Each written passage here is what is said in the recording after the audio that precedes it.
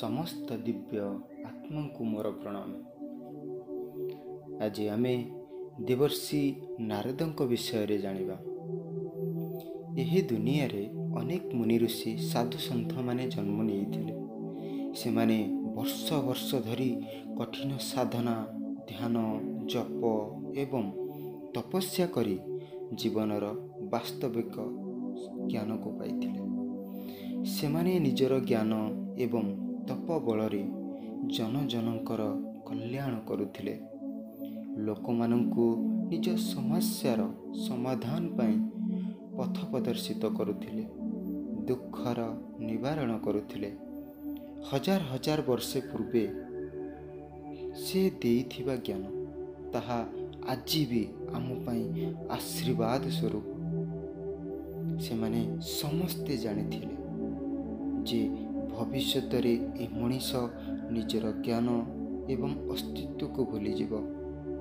सेथिपाई से माने निजर समस्त ज्ञान एवं दर्शन को पुराण शास्त्र रे लिखि जाइछन्ति। तांको भितरु देवर्षि नारद हेले अन्यतम। देवर्षि नारद पूर्वरु उपवरण नामक जणे गंधर्व थिले। थरे ब्रह्मलोकरे एक सभा आयोजन करागला। सेठाकू समस्त देवता एवं गंधर्व मानक निमंत्रण करागला। नारदଙ୍କୁ ମଧ୍ୟ निमंत्रण आसिला। नारदଙ୍କର 60 जन पत्नी थिले। नारद निजर अपूर्व सौंदर्य पाई से सबु बेले स्त्रीଙ୍କ ମଧ୍ୟରେ घेरी हेई रहुथिले। नारद निज पत्नी मानଙ୍କୁ नेई से सभारे पहुँचिले। सेठारे समस्त देवता एवं गंधर्व मिशी संकीर्तन करुथिले। सेठारे नारद निज पत्नी मानଙ୍କ सह अधिक उल्लासित होई हास्य परिहास करिवाकु लागिले। एहाकु देखि ब्रह्मा नारदଙ୍କୁ अभिशाप देइथिले जे तुमे निज ठारू बड़ଙ୍କ सामनारे भी शिष्टाचार एवं नियंत्रण रे न रही शूद्रଙ୍କ परी एठी हास्य परिहास करुच। जाओ, आजि ठारू तुमे मर्त्यलोकरे शूद्र होई जन्म नेब। सेही अभिशापर प्रभाव रे नारदଙ୍କ जन्म एक शूद्र कूलरे हेला। से जन्म हेला परे ताको पितांकर मृत्यु हो गला। तांको माता एक ब्राह्मणଙ୍କ घरे दासी होई तांकर भरण पोषण करती। पिलाटू बेलू ही नारद बहुत नम्र एवं सरल स्वभाव थिले। से निज खेलकूद छाड़ी आसी साधु सन्थक पाखे बसुथिले, तांकर सेवा करुथिले। एमिति थरे गाँ को चतुर्मास रे वर्षा ऋतुर 4 मास तांको गाँ रे रहिबाकू आसिले। नारद आउ केउठी कि न जाई दिन राति साधु सन्थक सेवारे लागी रहिले। तांको आज्ञा को पालन करुथिले। साधु सन्थक छाड़ी जाउथवा अन्न को खाउथिले। भगवान को कथा श्रवण करुथिले। साधु सन्थक वाणी एवं भागवत कथा शुणी शुणी नारदଙ୍କ हृदय पवित्र हो गला। इते कम बयस बालकर श्रद्धा एवं भक्ति देखि साधु सन्थ माने प्रसन्न होई जिबा समय रे नारदଙ୍କୁ भगवान को नाम को जप एवं ध्यान करने उपदेश दे चली गले। नारदଙ୍କ मन आउ केउठी भी लागिलानी। से एकांतरे भी ध्यान एवं भजन करने को लगिले। हेले निज मातांको पाई से केउठी की जाई पारंती नहीं। काहेकि ना नारद तांको मातांकर एकुटिया ही सहारा थिले। एमिति दिने राति रे ब्राह्मणଙ୍କ गाई दुहिबाकू जिबा बेले तांको मातांको गोटे साप कामुड़ी देला। फलरे से सेठारे ही मृत्यु हो गले। एसबू देखि भी नारदଙ୍କୁ कांद लागिलानी कि दुख लागिलानी।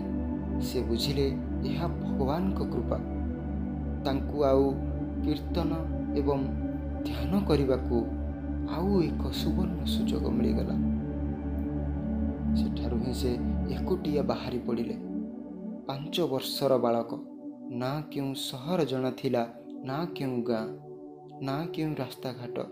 से सीधा ଉତ୍ତରକୁ ମୁହଁ କରି ଚାଲିବାକୁ ଲାଗିଲେ। ଚାଲୁ ଚାଲୁ ରାସ୍ତାରେ ଏକ ଭୟାନକ ଜଙ୍ଗଲ ପଡ଼ିଲା। ଭୋକ ଶୋଷରେ ବ୍ୟାକୁଳ ନାରଦ ଚାଲି ଚାଲି ଏକ ନଦୀ କୂଳରେ ପହଞ୍ଚିଲେ। ସେଠାରେ ସେ ନଦୀର ପାଣି ପିଇ ସାରିଲା ପରେ ସେଠାର ସେଇ ଅପୂର୍ବ ଦୃଶ୍ୟ, କୋଇଲିର ସୁର, ସବୁ ବନ୍ୟପ୍ରାଣୀଙ୍କର ସ୍ୱର, ଆକାଶର ଶୀତଳ ଚନ୍ଦ୍ରମା ଏବଂ ପ୍ରକୃତିର ଅପୂର୍ବ ସୌନ୍ଦର୍ଯ୍ୟର ଶାନ୍ତ ପରିବେଶ ଦେଖି ନାରଦ ସେଠାରେ ଥିବା ଏକ ପିପଳ ବୃକ୍ଷ ତଳେ ବସି ଧ୍ୟାନ କରିବାକୁ ଲାଗିଲେ। କିଛି କ୍ଷଣ ପରେ ଅଚାନକ ତାଙ୍କ ହୃଦୟରେ ଭଗବାନ ପ୍ରକଟ ହୋଇ କିଛି ସମୟ ପାଇଁ ନିଜର ଦିବ୍ୟ ସ୍ୱରୂପକୁ ଦର୍ଶନ ଦେଇ ଅନ୍ତର୍ଧ୍ୟାନ ହୋଇଗଲେ। ନାରଦ ପୁଣି ଥରେ ସେହି ଦିବ୍ୟ ଦର୍ଶନକୁ ଦେଖିବା ପାଇଁ ବ୍ୟାକୁଳ ହୋଇ ଉଠିଲେ। ସେଥିପାଇଁ ସେ ବାରମ୍ବାର ଧ୍ୟାନ କରିବାକୁ ଲାଗିଲେ, କିନ୍ତୁ ସଫଳ ହେଲେ ନାହିଁ। ସେହି ସମୟରେ ଆକାଶବାଣୀ ହେଲା, ହେ ନାରଦ, ତୁମକୁ ଯେଉଁ ମୋର ଦର୍ଶନ ହେଲା ତାହା ମୋ କୃପାରୁ ହେଲା।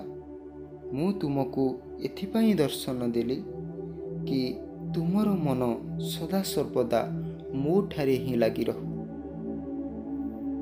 ଯାହାଙ୍କ ଚିତ୍ତ ଶୁଦ୍ଧି ନାହିଁ ତାଙ୍କୁ ମୋର ଦର୍ଶନ କେବେ ହେଇପାରିବ ନାହିଁ। ଏବେ ଏହି ଜନ୍ମରେ ନୁହେଁ, କିନ୍ତୁ ଆର ଜନ୍ମରେ ତୁମେ ମୋତେ ପାଇଯିବ। ଏହା ଶୁଣି ନାରଦ ସେହି ଭୂମି ଉପରେ ମୁଣ୍ଡ ରଖି ପ୍ରଣାମ କଲେ। ତାପରେ ସେ ଧ୍ୟାନ ଏବଂ ଭଗବାନଙ୍କ ନାମକୁ କୀର୍ତ୍ତନ କରି କରି ଚାରିଆଡ଼େ ବୁଲିଲେ। ସମୟ ଆସିବା ପରେ ନାରଦ ନିଜ ପଞ୍ଚଭୂତର ଏ ଶରୀରରୁ ବିଦାୟ ନେଲେ ଏବଂ ଏହି ସୃଷ୍ଟି ଆରମ୍ଭରେ ସେ ବ୍ରହ୍ମଙ୍କ ମାନସ ପୁତ୍ର ରୂପେ ଅବତୀର୍ଣ୍ଣ ହେଲେ। ବ୍ରହ୍ମବୈବର୍ତ ପୁରାଣରେ ନାରଦ ବ୍ରହ୍ମାଙ୍କ କଣ୍ଠରୁ ଉତ୍ପନ୍ନ ହୋଇଛନ୍ତି। ବ୍ରହ୍ମାଙ୍କ ଠାରୁ ହିଁ ସେ ସଙ୍ଗୀତ ଶିକ୍ଷା କରିଥିଲେ। ଭଗବାନ ବିଷ୍ଣୁ ତାଙ୍କୁ ମାୟାର ବିଭିନ୍ନ ରୂପକୁ ବୁଝାଇଥିଲେ। ନାରଦ ଅନେକ କଳା ଏବଂ ବିଦ୍ୟାରେ ନିପୁଣ ଥିଲେ। ତାଙ୍କୁ ସମ୍ବାଦଦାତାର ଗୌରବ ପ୍ରାପ୍ତ ହୋଇଛି। ସେ ସମସ୍ତ ଲୋକକୁ ଭ୍ରମଣ କରନ୍ତି। ସେଥିପାଇଁ ଦେବତା ଏବଂ ଦୈତ୍ୟମାନେ ତାଙ୍କୁ ସମ୍ମାନ କରନ୍ତି। ଥରେ ଗୋଟିଏ ସରୋବରରେ ସ୍ନାନ କରିବା ବେଳେ ନାରଦଙ୍କୁ ସ୍ତ୍ରୀ ତତ୍ତ୍ୱ ପ୍ରାପ୍ତ ହୋଇଯାଇଥିଲା। ସ୍ତ୍ରୀ ରୂପେ ନାରଦ 12 ବର୍ଷ ଧରି ରାଜା ତାଳଧ୍ୱଜର ସ୍ତ୍ରୀ ହୋଇ ରହିଥିଲେ। ଭଗବାନଙ୍କ କୃପାରୁ ପୁଣି ଥରେ ସେହି ସରୋବରରେ ସ୍ନାନ କରିବାରୁ ନାରଦ ନିଜ ବାସ୍ତବିକ ସ୍ୱରୂପକୁ ଫେରିଥିଲେ। ସୃଷ୍ଟିକର୍ତ୍ତା ବ୍ରହ୍ମା ତାଙ୍କୁ ବିବାହ କରିବାକୁ ଉପଦେଶ ଦେଇଥିଲେ, କିନ୍ତୁ ନାରଦ ନିଜ ପିତାଙ୍କ ଆଜ୍ଞାକୁ ପାଳନ ନ କରି ସେ ସଦାସର୍ବଦା ବିଷ୍ଣୁ ଭକ୍ତିରେ ଲାଗି ରହିଲେ। ସେଥିପାଇଁ ବ୍ରହ୍ମା ତାଙ୍କୁ ଆଜୀବନ ଅବିବାହିତ ରହିବା ପାଇଁ ଅଭିଶାପ ଦେଇଥିଲେ। ଦକ୍ଷ ପ୍ରଜାପତିଙ୍କର 10,000 ପୁତ୍ରଙ୍କୁ ସଂସାରରୁ ନିବୃତ୍ତି ପାଇଁ ଶିକ୍ଷା ଦେଇଥିଲେ। ଭୃଗୁ କନ୍ୟା ଲକ୍ଷ୍ମୀଙ୍କର ବିବାହ ବିଷ୍ଣୁଙ୍କ ସହିତ କରାଇଥିଲେ। ବାଲ୍ମୀକିଙ୍କୁ ରାମାୟଣ ରଚନା କରିବା ପାଇଁ ପ୍ରେରିତ କରିଥିଲେ। ପ୍ରହ୍ଲାଦ ଏବଂ ଧ୍ରୁବକୁ ଉପଦେଶ ଦେଇ ମହାନ ଭକ୍ତ କରାଇଥିଲେ। ଇନ୍ଦ୍ର, ଚନ୍ଦ୍ର, ବିଷ୍ଣୁ, ଶଙ୍କର, ଯୁଧିଷ୍ଠିର, ରାମ, କୃଷ୍ଣ ଆଦିଙ୍କୁ ଉପଦେଶ ଦେଇ କର୍ତ୍ତବ୍ୟାଭିମୁଖ କରାଇଥିଲେ। ନାରଦ ଭଗବାନଙ୍କ ଭକ୍ତଙ୍କ ଭିତରେ ସର୍ବଶ୍ରେଷ୍ଠ। ଦେବତାଙ୍କ ଋଷି ହୋଇଥିବାରୁ ତାଙ୍କୁ ଦେବର୍ଷି ନାରଦ କହନ୍ତି। କଠିନ ତପସ୍ୟା କରି ବ୍ରହ୍ମର୍ଷି ପଦକୁ ପ୍ରାପ୍ତ କରିଥିଲେ। ସେଥିପାଇଁ ନାରଦ ସଂସାରକୁ କେବଳ ଧ୍ୟାନ କରିବା ପାଇଁ ବାର୍ତ୍ତା ଦେଇଥିଲେ।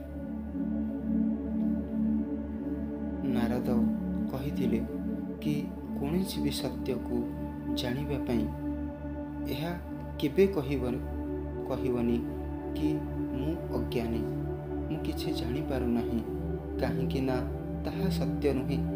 ଯଦି ଆପଣ ଅଧ୍ୟୟନ କରିବେ ତେବେ ଯାଇ ବାସ୍ତବିକତାର ଜ୍ଞାନ ହେବ।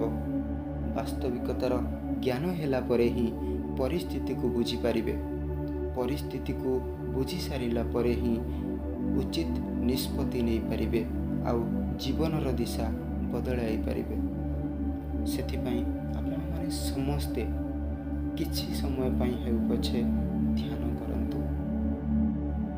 ଦେଖନ୍ତୁ, ମାତ୍ର କିଛି ଦିନ ଭିତରେ ଆପଣ ଏହାର ଅନୁଭବ ଜାଣିପାରିବେ। ଆମେ ପୁଣି ଦେଖା ହେବା ଆଗାମୀ ଅଧ୍ୟାୟରେ। Thank you.